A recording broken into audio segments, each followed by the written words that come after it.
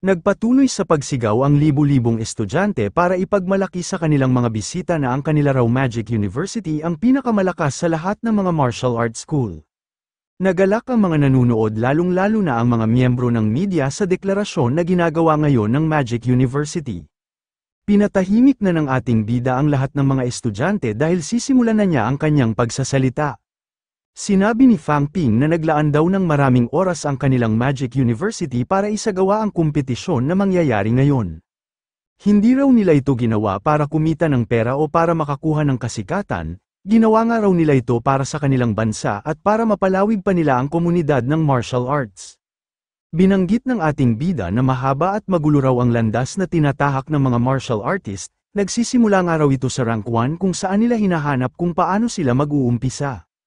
Kapag nakagawa raw sila ng isang matibay na pundasyon ay doon pa lang sila makakapagpatuloy sa tinatahak nilang landas at makakapagpalakas. Sinabi ni Fang Ping na ang isang araw martial artist ay laging tinatawag sa labanan. Nakikipagpalitan daw sila ng mga pag-atake hindi para magyabang o magmalaki, ginagawa raw nila ito dahil ito ang paraan ng kanilang pamumuhay. Sinabihan ng ating bida ang lahat ng mga partisipante na sana raw ay ibigay ng mga ito ang buo nilang makakaya sa bawat laban. Ang pagtalo raw sa isang katunggali sa isang marangal na laban ay ang pinakamalaking klase ng respeto na maibibigay ng mga gaya nilang martial artist. Binanggit ni Fang Ping na may ilan pa rin daw na grupo ang gustong dungisan at wasakin ang kanilang tradisyon. Ang mga ito nga raw ay ang mga miyembro ng kulto na naghahasik sa kanila ng kaguluhan. Ang lahat nga raw ng mga ito ay dapat na inuubos at pinapatay. Ipinaalam ng ating bida na ang mga martial artist daw na magpapakita ng magandang resulta sa loob ng kompetisyon, ay mabibigyan ng rekomendasyon mula sa Magic University para makapasok ang mga ito sa military o sa Criminal Investigation Bureau. Isang araw itong magandang pagkakataon kung nais rin ng mga itong patayin ang mga kalaban ng kanilang lipunan at protektahan ang kanilang bansa. Binanggit ni Fang Ping na hiling niya raw na sana ay dumating ang araw na magkakasama silang lalaban para harapin ang mga nagdudulot sa kanila ng kaguluhan. Bilang magkakasanggang araw sa iisang layunin ay patuloy silang magpapalakas. Sinabi ni Fang Ping na sa puntong ito raw ay inaanunsyo na niya na sisimulan na nila ang National Rank 1 Martial Arts Championship. Umalis na agad ang ating bida matapos niyang sabihin ang kanyang talumpati. Inaya na ni Li Changsheng ang mga kapwa niya teaching advisor dahil mukhang tapos na rin daw ang kanilang trabaho. Nagtaka ang mga miyembro ng media kung tapos na ba raw ang opening ceremony, inakala nga raw nila na tatagal man lang ito ng ilang oras. Nakahinga ng maluwag si Liu Dali noong makumpirma niya na nagwakas na talaga ang panimulang seremonya. Naisip niya na noong huling beses nga raw na nakita niya si Fang Ping ay hindi pa nito nakakayang tumagal sa ere. Pero ngayon na raw ay nagagawa na nitong makalipad ng mataas at tumayo sa harapan ng daan-daang malalakas na martial artist. Kapag nalaman nga raw nito na naroon din siya ay tiyak nga raw na papatayin siya nito sa bugbog. Mula sa itaas ng kalangitan ay nagsalita ang isang Magic University Grandmaster na lahat daw ng mga kalahok ay magtungo na sa arena dahil malapit na raw magsimula ang qualifiers. Ang lahat naman daw ng mga estudyante ng Magic University ay kailangang tulungan ng kanilang gobyerno sa pagpapanatili ng kaayusan sa mga pagdadausan ng kompetisyon.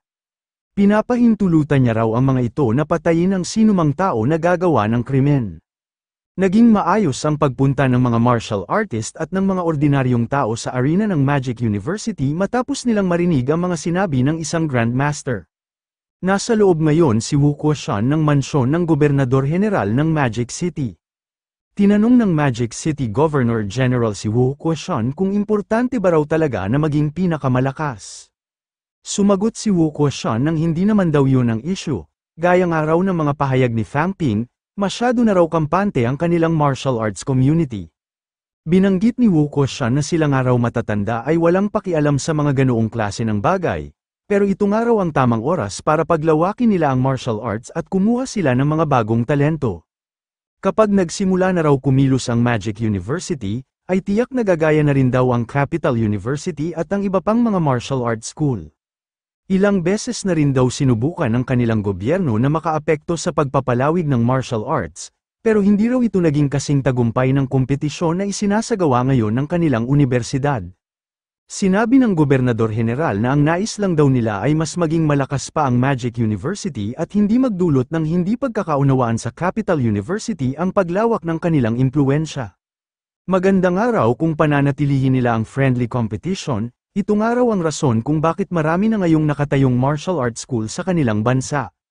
Binanggit ni Wu Kuoshan na halos nasa pampang lang daw ang kanilang mga kalaban at doon daw nakatuon ang kanyang atensyon. Bilang mga teaching advisor ay hindi rin daw sila maaring makialam sa kompetisyon ng kanilang mga estudyante. Sinabi ng Gobernador General na tama lang daw ang desisyon ni Wu Kuoshan na hindi na muna makialam. Sa kasalukuyan nga raw ay mayroon ng 5 highly ranked martial artist ang Capital University. Iginiit ni Wu Kuoshan na kailanman daw ay hindi umaatras sa isang laban ang kanilang Magic University kahit pa ang Capital University ang kanilang makalaban. Natawa ang Gobernador General dahil hindi nga raw talaga nagpapatalo si Wu Kuoshan.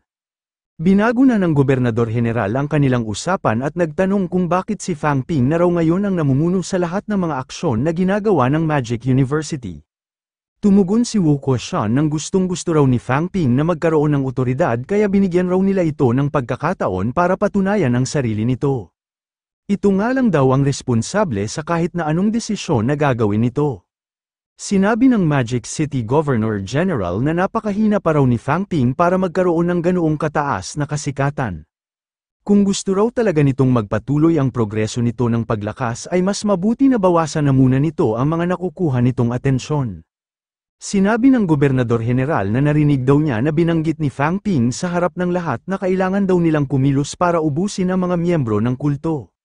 Hindi nga raw sana ito problema kung isa lang ordinaryong martial artist ang nagsabi nito.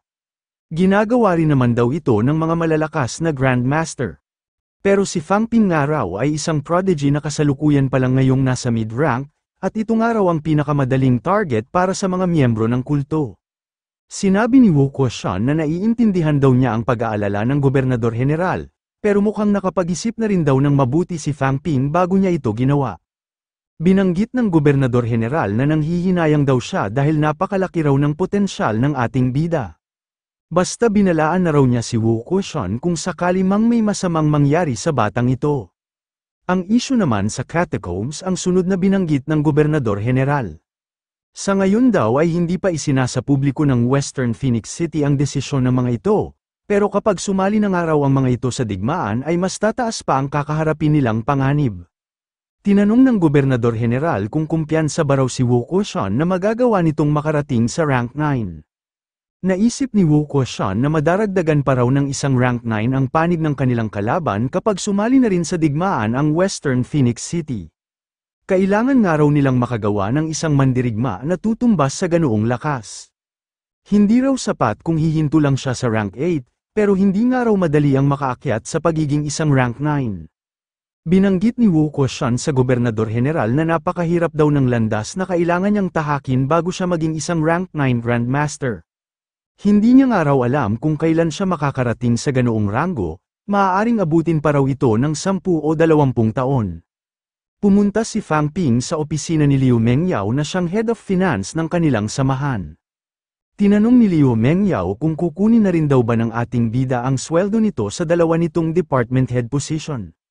Binanggit ni Fang Ping na nagagampanan niya raw ng maayos ang kanyang mga tungkulin sa pagre-recruit. Inorganisa niya nga raw ang buong kompetisyon para makapag-recruit pa sila ng mas maraming freshmen.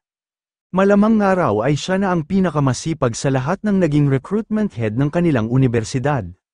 Binanggit niya rin na bukod sa pamamahala niya sa logistics ay sumama rin daw siya kay Qin Fengqing sa pagpasok sa catacombs para magdala doon ng napakaraming resources. Sinelyuhan agad ni Liu Mengyao ang papeles ng ating bida kahit na hindi pa ito natatapos sa pagsasalita. Bilang miyembro ng kanilang Martial Arts Society, alam niya ang lahat ng mga naaambag ng kanilang presidente. Iniabot na ni Liu Mengyao ang sinelyuhan niyang papel at pinasalamatan ang ating bida. Nagtaka si Fang Ping kung bakit siya pinapasalamatan ng kanilang Head of Finance. Binanggit ni Liu Mengyao na nakakuha raw siya ngayon ng 1,200 points at sapat na raw ito para makapagsanay siya hanggang sa makarating siya sa rank 4. Nagmula nga raw siya sa Department of Production at halos kakatungtong pa lang niya sa advanced rank 3. Hindi pa raw siya ganoong kalakas kaya halos kumikita lang daw siya ng 1 milyon sa kada buwan sa paggawa niya ng mga simpleng misyon. Bago pa raw siya kumita ng 36 na milyon ay kakailanganin niyang kumuha ng mahihirap na misyon sa buong taon at ilagay sa panganib ang kanyang sarili. Noon nga raw ay para lang isang pangarap ang makarating sa rank 4 pero posible na raw ito ngayon. Sinabihan ni Fang Ping si Liu Mengyao nang wag na raw siya nitong pasalamatan dahil halos magkakapamilya naman daw sila sa Martial Arts Society. Hindi niya rin naman daw ito sariling pera, karamihan na raw nito ay nagmula sa kanilang mga alumni. Tinanong ni Fang Ping kung na-convert na rin daw ba ang kanyang 14,000 points na kinita niya sa huli niyang pagpasok sa catacombs. Tumugon naman si Liu Mengyao nang na-convert na nga raw ito sa cash. Tinanong ni Fang Ping kung 600 milyon nga ba raw ang kanyang makukuha. Sumagot si Liu Mengyao nang tama raw ang kwenta ng ating bida, mukhang ito na nga raw ngayon ang pinakamayaman sa kanilang unibersidad. Nadagdagan ng 320 million ang wealth value ni Fang Ping nang dahil sa nakuha niyang 14,000 points mula sa mga naibenta niyang resources at sa 18,000 points na sinweldo niya sa kanilang samahan. Natuwa ang ating bida dahil halos mayroon na raw siya ngayong 700 million points sa kanyang wealth value. Kapag isinama pa raw niya ang hawak niyang cash ay aabot na sa 1.3 billion ang kanyang kayamanan.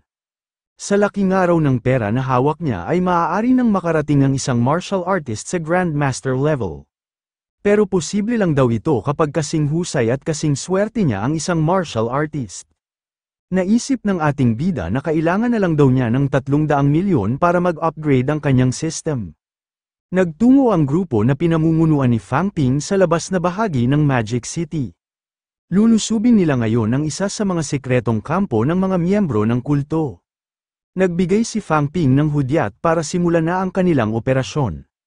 Nagulat ang isa sa mga miyembro ng kulto noong may bigla na lang sumira sa pinto ng kanilang kampo. Pinangunahan ng ating bida ang paglusob at agad na pinatay ang isa sa mga nagbabantay na miyembro ng kulto. Babalaan pa lang sana ng isang lalaki ang kanyang mga kasamahan pero agad na rin itong pinatay ng ating bida. Inutusan ni Fang Ping ang mga isinama niyang martial artist nang patayin na raw ng mga ito ang lahat ng mga miyembro ng kulto. Agad namang sinunod ng mga martial artist ang utos ng ating bida. Pinagpapatay nila ang lahat ng mga miyembro ng kulto na nagtatago sa pinakaloob ng bahay. Pagkatapos noon ay muling nakipagkita ang ating bida kay Minister Zhang Yucheng. Habang nag-uusap ang dalawa ay sikreto ang mga itong kinukuhanan ng isang lalaki. Umalis na rin agad ang lalaking ito matapos nitong makakuha ng ebidensya. Lingid sa kaalaman nito na alam pala ni Fang Ping at Zhang Yucheng ang ginagawa nitong pagsunod at pagmanman. Tumagal ng 7 araw bago natapos ang qualifiers ng National Rank 1 Championship. Marami sa mga kalahok ang nakakaramdam na ngayon ng pagod nang dahil sa mga ginawa nilang pakikipaglaban. Pero may ilan ding individual na nangibabaw sa karamihan ng mga martial artist. 200 kalahok ang natira matapos ang mga labanan at ngayong araw malalaman kung sino-sino ang makakapasok sa top 100. Mabilis na naubos ang mga tiket sa mga labanang ito kahit na nagkakahalaga ng 1,000 yuan ang bawat isa nito. Sa mga tiket pa lang ay kumita na agad ng 80 milyon ang Magic University. Sinabi ng babaeng tagapagsalita na bago raw nila simulan ang laban para sa top 100 ay gusto raw muna niyang tawagin sa entablado ang presidente ng Magic University Martial Arts Society. Ito pa nga lang daw ang unang beses ng pagpapakita nito simula nang magsalita ito sa opening ceremony ng kompetisyon. Nagpalakpakan ng lahat ng mga nanunood sa paglabas at pagpapakita ng ating bida. Sinimulan ni Fang Ping ang kanyang pagsasalita sa pagbati sa kanilang mga tagapanood. Binanggit niya na ang lahat daw ng mga partisipante na umabot doon ay mga mahuhusay na martial artist na napatunayan ang kanilang mga sarili, at napabilang sa 200 pinakamalalakas na rank 1 ng kanilang bansa. Hindi raw siya nagpunta doon para lang bumisita, narinig nga raw niya na maraming kalahok ang lubhang nasugatan habang nakikipaglaban at wala ang mga itong sapat na pera para makapagpagaling ng maayos. Sinabi ni Fang Ping na hindi raw sila maaaring magbulag-bulagan dahil nahikayat nila ang mga ito na lumahok sa kompetisyon ng Magic University. Hindi man daw siya makakabahagi sa mga pinsala na tinamo ng mga ito, pero ang tanging magagawa lang daw niya ay ang bigyan ng mga ito ng mga pills at mga gamot. Inanunsyo ni Fang Ping na susuporta raw ang kanilang universidad sa mga lumahok sa kanilang kompetisyon. Magbibigay raw sila ng 1,000 bote ng treatment water, 200 rank 1 bone forging pills at 10 revival pills para sa mga martial artist na nasugatan habang nakikipaglaban. Ang treatment water ay ang pinakakaraniwang recovery product na ginagamit ng mga martial artist at nagkakahalaga ito ng 5 academic points sa Magic University. Ang isa namang bone forging pill ay nagkakahalaga ng 15 academic points at ang revival pill naman ay nagkakahalaga ng 200 points. Nagulat ang mga nanunood noong malaman nila na magbibigay ng 300 milyon ang Magic University para sa mga sugatang martial artist. Kapag isinama pa nga raw ang ibibigay ng mga itong reward at halaga ng pagsasagawa ng kompetisyon, ay hindi na raw bababa sa 500 milyon ang gastos ng mga ito. Natuwa ang mga sugatang martial artist noong marinig nila ang anunsyo ng ating bida. Binanggit ng mga ito na ganoon nga raw ang inaasahan nila mula sa pinakamalakas na martial arts school. Hindi nga raw ito ginagawa ng Magic University para lang sa pangsarili ng mga itong interes, kundi ay ginagawa nila ito para sa lahat ng mga martial artist. Tinutuo nga raw ni Fang Ping ang mga sinabi nito sa panimula ng seremonya, kaya nararapat nga lang daw na sa Magic University na sila pumasok at mag-enroll. Nagpasalamat din ang isang umiiyak na lumpong lalaki sa ating bida. Inakala nga raw niya na hindi na siya makakapagsanay o makakalaban muli matapos niyang magtamo ng ganoong katinding pinsala. Naisip ni Fang Ping na nasabihan na nga raw niya ang kanyang mga tauhan na kumuha ng mga martial artist na may maliliit na pinsala na aarte at tutulong sa kanya para mas magmukhang nakakaantigang eksena. Pero sino nga raw ang tanga niyang tauhan na nagdala doon ng 110 na martial artist? Pinapanood din ngayon ng mga miyembro ng Martial Arts Society ang pagsasalita ng kanilang presidente. Napag-usapan ng dalawang babae na may pagkamarahas man daw si Fang Ping pero mabait naman daw talaga ito. Bukod nga raw sa malakas ang kanilang presidente ay napakagwapo rin daw nito. Sa lahat nga raw ng mga kasabayan nilang estudyante ay ito na ang may pinakamabilis na paglakas. Sana nga raw ay mas lalo pa nitong matulungan ang kanilang universidad. Nainis si Yang Xiaoman sa mga naririnig niya na gwapo at malakas daw ang ating bida. Wala nga raw ang mga itong alam na kaya lang yun ginagawa ni Fang Ping ay nang dahil sa hindi naman ito pera ang ginagastos nito. Tingnan na nga lang daw nila ang magiging reaksyon ng ating bida kapag sarili na nitong pera ang gagamitin nito. Sinabi ni Zhao Zumei na nagpapakitang tao man daw ngayon si Fang Ping pero matalino naman daw ang mga ginagawa nitong hakbang. Nagsagawa nga raw ito ng isang napakalaking kompetisyon na sinalihan ng mga martial artist mula sa iba't ibang bahagi ng kanilang bansa. Halos lahat nga raw ay pinupuri ito, gayon din ang kanilang Magic University. Sa anunsyo nga raw na binanggit nito ngayon ay mas lalo pang tataas ang tingin ng mga sugatang martial artist sa kanilang universidad at sa kanilang kompetisyon. Ang mga martial artist nga raw na natitira ngayon ay maibibigay na ang lahat ng kanilang makakaya nang hindi nag-aalala kahit magtamo man sila ng pinsala. Binanggit ni Zhao Zumei na marami raw sa mga gaya nilang martial artist ang nag-iingat na hindi masaktan ng sobra habang nakikipaglaban, dahil nag-aalala ang mga ito na baka umabot ng ilang milyon ang gastos sa kanilang pagpapagamot. Gagamitin ng araw ngayon ng mga ito ang buo nilang lakas dahil sigurado na ang mga ito na may benepisyo silang matatanggap kahit maging sugatan man sila sa laban. Binanggit ni Fu Changding na sa pamamaraan daw ni Fang Ping ay kumikita ngayon ng malaking pera ang kanilang Magic University gamit ang kanilang mga ginawang pills at mga sandata. Wala nga raw silang karapatan na magbenta ng kanilang produksyon sa publiko, pero hindi raw sila magkakaproblema kung ipapamigay nila ito bilang reward o kompensasyon. Ginagamit nga raw ni Fang Ping ang kanilang mga produkto bilang advertisement. Tumataas nga raw ang kanilang ticket sales at mas lumalaki ang natatanggap nilang broadcasting fees. At dahil wala naman daw silang direktang kita mula sa kanilang mga produkto, hindi raw sila pwedeng questionin ng mga pills at weapons company. Sinabi ni Fu Changding na napakaganda nga raw ng nangyayari ngayon dahil bukod daw sa sumisikat sila ay mas yumayaman din ang kanilang universidad. Binanggit nga raw ni Fang Ping na hindi niya ito ginagawa para kumita ng pera, pero kilala naman daw nila kung anong klase ito ng tao. Nainis si Yang Xiaoman dahil mas lalo pa raw ngayong sumisikat ang ating bida. Maaari na nga raw itong pumili kung gusto nitong bumalik ng Nanjing para maging gobernador general o kung mananatili ito doon para patuloy na pamahalaan ang Magic University. Sa kasikatan nga raw nito ngayon ay tiyak na makukuha nito ang suporta ng publiko. Nagsalita si Zhao Lei at sinabi na hindi raw importante ang mga ganoong klase ng bagay, ang isang araw martial artist ay dapat nakadepende lang sa sarili nitong lakas. Naisip ni na Zhao Zumei, Yang Xiaoman at Fu Chanding na talagang nakalog na raw ang ulo ni Zhao Lei nang dahil kay Fang Ping.